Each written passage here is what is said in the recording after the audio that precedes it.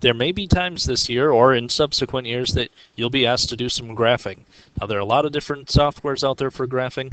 I think one of the best and easiest to use is Desmos.com. This is free. You can use it from any computer. You don't have to buy any sort of software and get used to it. Desmos is pretty easy to use. You can also save the graphs you have from Desmos and use those pictures for something else. So if we, I might have to get rid of this thing.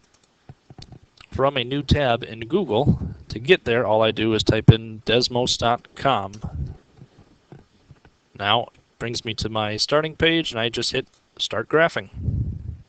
As it loads up, here again you can kind of see is our graph. Kind of centers around the origin. We can see most of our main tick marks are 2 away, so 0, 2, 4, 6, 8, or -2, -4, -6, -8. But there are also some other graph marks in between, so like here we can see is definitely 1, 0.5, so on.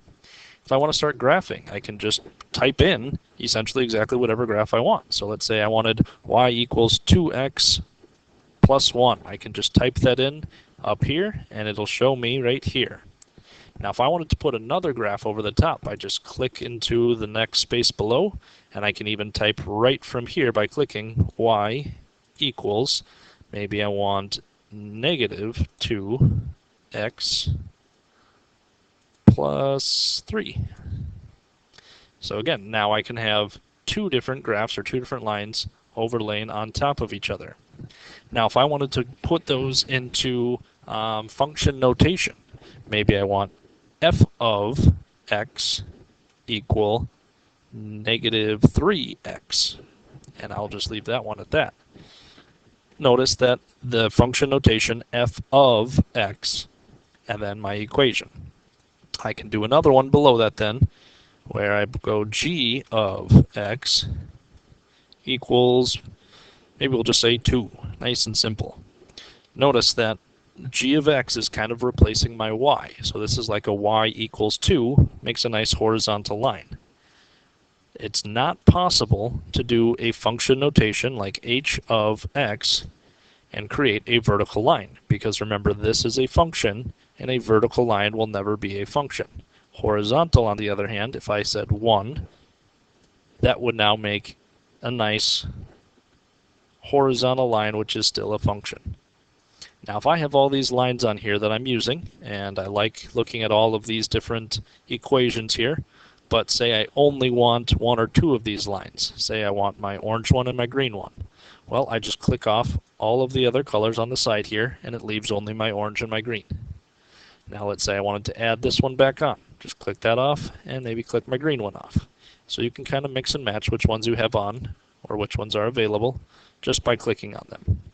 As well, using these down here, you can add in some other pieces. So if I want y equals, let's say I wanted x squared, there's a squared button. So x squared makes a nice parabola in black there.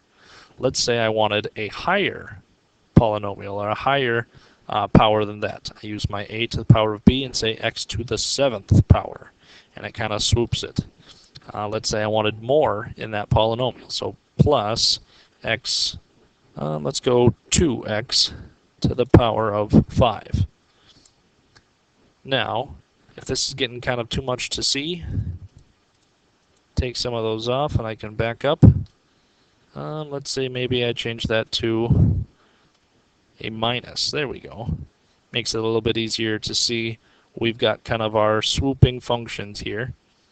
Because it's a 7th power and a 5th power, we can see that it's going in multiple different directions with multiple different humps. Now I know we haven't necessarily gotten to this yet. I'm just trying to show you Desmos and all of the things you can do. If you are done with this function, of course, you can just delete it and add in all of your other functions. Now a good thing about Desmos is if you want up here, you can click Share Graph. You can get it as an image, you can print it off, you can embed it into like a website or something. There are a couple different ways that you can share this image then.